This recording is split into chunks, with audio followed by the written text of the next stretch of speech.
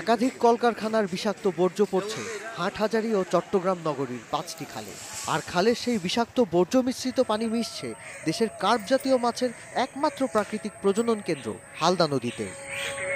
গত এক সপ্তাহ ধরে নদীর একাধিক স্থানে কালো, তৈলাক্ত এবং উৎকট দুর্গন্ধে ভরা বর্জ্য দেখা যাচ্ছে বলে জানিয়েছেন নদীপাড়ের বাসিন্দারা।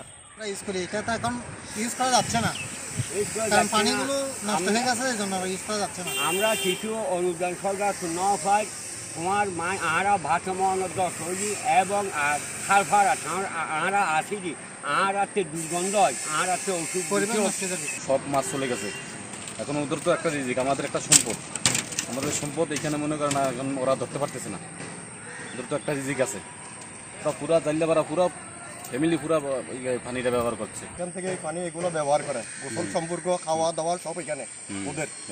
আর একটা পরিবেশ নষ্ট, এগুলো বাস পানি, এগুলো গন্ধ তো অনেক গন্ধ। এই পরিবেশটা পুরো নষ্ট করে ফেলছে এই পানি, এগুলো ট্যানারি পানি, এগুলো এগুলো কেউ চিন্তা ভাবনা আর কি করতেছে না। এই পানিগুলো আগে ভালো ছিল, এখন অনেক নষ্ট হয়ে গেছে। সবাই গোসল করতো, এখন বিভিন্ন ভাড়াটিয়ারা তারপরে এলাকাবাসীরা এখানে গোসল করতে পারতেছে না, ব্যবহার করতে পারতেছে না।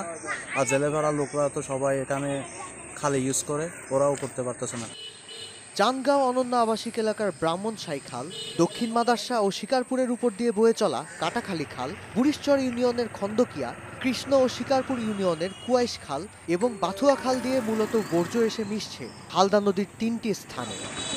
তবে এসব বর্জ্য কোন কারখানা থেকে আসছে তা চট্টগ্রামের পরিবেশ অধিদপ্তর কিংবা হালদা গবেষকদের কেউই এখনও চিহ্নিত করতে পারেননি। শিল্প কারখানার বর্জ্য হালদার ভারসাম্য নষ্ট করছে, হুমকিতে পড়ছে মা মাছ, ডলফিন সহ বিভিন্ন জীববৈচিত্র্য। তাই রোডের মাথায় যেই রয়েছে, এই যেটা ইন্ডাস্ট্রিয়াল এরিয়া রয়েছে, এই ইন্ডাস্ট্রিয়াল এরিয়ার পলিউশনগুলো অনন্য আবাসিক এলাকার পশ্চিম পাশে যে কুয়েশ খাল আছে, এই কুয়েশ খাল হয়ে আবার কৃষ্ণকালী হয়ে হালদাতে পড়ছে। এই ক্ষেত্রেও পরিবেশ অধিদপ্তর এবং আমাদের সিটি কর্পোরেশন, মৎস্য অধিদপ্তর তারা যৌথভাবে কাজ করতে হবে এবং এই ইন্ডাস্ট্রিগুলোকে যদি দূষণের কারণে যদি তাদের চিহ্নিত করা যায় এবং তাদের শাস্তির আওতায় আনতে হবে।